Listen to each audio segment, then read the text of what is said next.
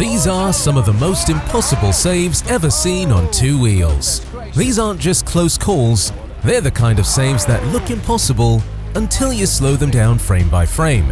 Moments where the difference between glory and disaster is nothing but a strip of tarmac and a heartbeat of instinct. And if you think you've seen close calls before, wait till you see what happened on Stage 10 of the Vuelta a España 2024. Descents are where heroes either get made or folded into dominoes. And on Stage 9 of the Vuelta a España, Enric Mas was seconds away from becoming both. He just dropped Roglic flying solo down Hazelanás 70 km/h, full gas. And then, his rear wheel snaps. Bars twitch, the bike goes full rodeo. You can see the fall loading, frame by frame, and somehow he manages to hold it. No crash, no skid, just a save that makes you question if he's real. 2 heartbeats later, he's still upright, still flying. The commentators can't believe it. Enric Mas manages to say that. How on earth did he do that? The peloton can't process it. And Mas? He just keeps going like nothing happened. A literal 1 in a million escape. Honestly, that might be the luckiest 2-second highlight in Vuelta history. But when Mas danced with physics and lived, the next guy saved himself but took everyone else out. Tour de France 2024. There's no chaos quite like a Tour sprint lineout. Riders flying at 60 km/h, shoulder to shoulder, eyes locked on the wheel ahead. You can't even see the road, just trust, instinct, and noise. And in the middle of that blur, Tadej Pogačar, cool as ever, tucked low, slicing through air like a jet. But then, out of nowhere, a road sign. Barely waist high, invisible until the very last second. 1 heartbeat of panic, 1 impossible twitch. He ducks, leans, and slips through a space that shouldn't even exist. But the guys behind him, no time, no space. One clips the sign, another touches a wheel, and boom. Half the group's on the ground before anyone knows what happened. Tadej rides on. Didn't cause it, didn't crash, just dodged disaster like it was scripted. Some call it alien reflexes, others pure luck. But either way, if that save was all about razor-sharp reactions in a split second of chaos, the next one's the opposite. Tour de France 2021. If there was ever a time trial that felt more like a survival test, this was it. It was a scene straight out of a thriller. Stage 5 of the 2021 Tour de France was supposed to be the calm in between the chaos of the bunch stages, just 27 kilometers against the clock.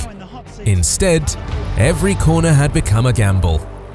Enter Stefan Bissegger, a watt machine built for raw power. He starts the time trial steadily. Head down, chins in the bars, carving through puddle slick straights at over 70 km/h, chasing tenths of a second. Corner after corner, he looks untouchable. Until, at that speed, most riders become passengers. The bikes become carbon confetti, but Bissegger stays calm, elbows locked, rides the slide like a rally car drift, and somehow holds the line. The crazy part? He's still upright, still in aero mode, still full gas. But if you think that was close, wait until you see how Fabian Cancellara came within inches of losing more than just the race. Paris-Roubaix 2016. Most years, Paris-Roubaix is just carnage. Bikes rattling to pieces, mud grabbing at tires. But every now and then, it spits out a moment so surreal, it feels like the sport has glitched. Fabian Cancellara, 3-time Roubaix king, is on the rivet, driving a chase group 40 seconds behind the leaders when the stones betray him. A thin strip of mud on the crown of the pavé, one slip, and the Swiss superstar is suddenly sliding across the line of riders behind him. But right behind him is Peter Sagan. He actually bunny hops over Cancellara's body and bike, lands it perfectly, rides the soft gutter to steady himself, then pops back onto the cobblestones, still in full chase. It's the sort of save you rewind twice to believe. The day a split-second hop turned a guaranteed pile-up into another entry in cycling's gallery of physics-defying 1 in a trillion escapes. Tour de France 2025. You can't win the Tour on day one, but you can absolutely lose it. Stage 1 is always a pressure cooker. GC favourites hiding near the front just to stay upright. Sprinters fighting for every inch, narrow roads at 70 km/h where one mistake can wipe out a season in seconds. That was the scene as the peloton tore into Lille, bars knocking, shoulders brushing, just 5 km from the line. Then it blows up. Up front, Maiven van der Berg clips bars, loses balance, and crashes right across the racing line. Locked on his wheel, Caden Groves. No space, no warning. He grabs a fistful of front bike and the rear wheel leaps clean off the tarmac. He slithers past the first crash, only for another rider to slide out directly in front of him.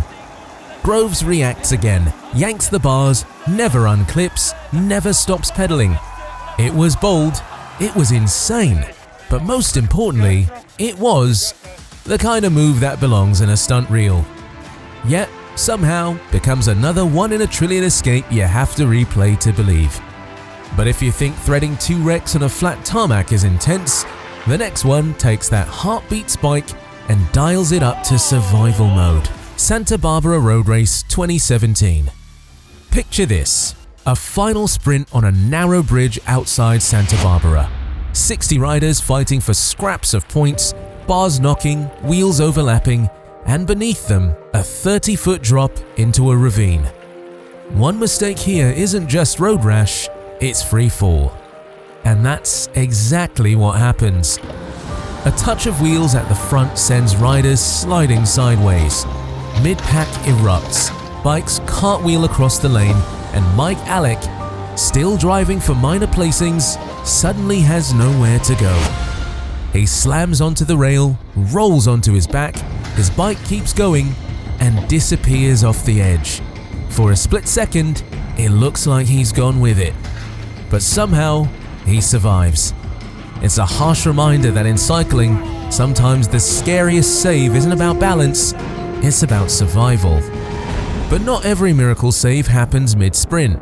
Sometimes it's the mountain heat that tries to take you out. Tour de France 2003. Stage 9. Joseba Belocchi, 3rd overall, looking like a real threat for the yellow.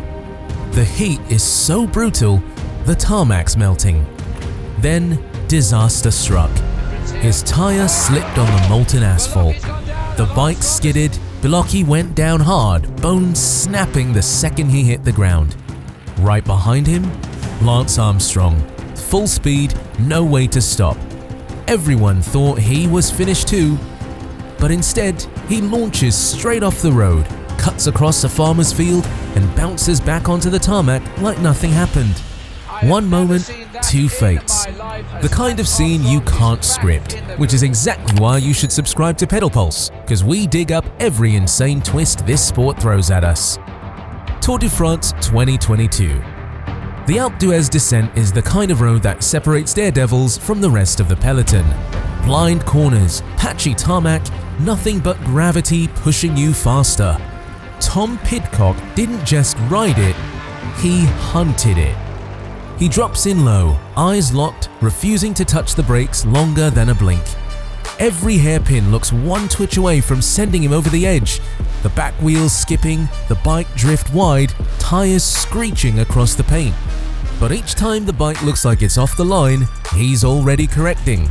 Leaning deeper, sliding the rear tire like a rally car, carving the apex as if he owns the mountain.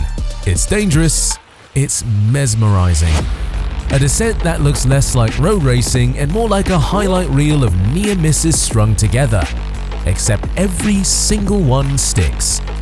By the time he hits the valley floor, you're still holding your breath. Not because he won the stage, but because he somehow survived what felt like 10 crashes waiting to happen.